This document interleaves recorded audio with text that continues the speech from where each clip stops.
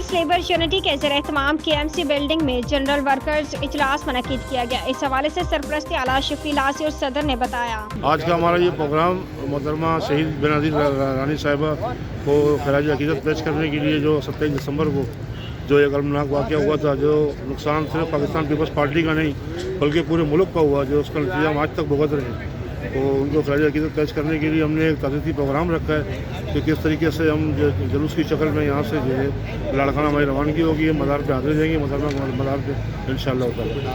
आज हमने ये पीपल लेबर यूनिटी KMC के जो जियाले हमारे मेहनत कश उनके हवाले से तमाम लोगों का जनरल वर्कर इजलास तलब किया था। जिस जनरल वर्कर इजलास के नतीजे में हमारे पास मुतअद्दिद आपके सामने सैकड़ों कारकुनान मौजूद हैं। हम सब बैठकर यहाँ पर प्लान बनाएंगे, यहाँ पर तरतीब देंगे प्रोग्राम के, किस तरह हमने लाड़काना घड़ी खुदाबख्श भुट्टो जो है वो चेयरमैन बिलावल भुट्टो साहब के जलसे में और अपनी प्यारी और अजीम कायद मोहतरमा बेनज़ीर भुट्टो को खराज अकीदत पेश करने के लिए जाना है। उसकी सफरी सहूलियात और दीगर उमूर पर इंशाअल्लाह गुफ्तगू करेंगे।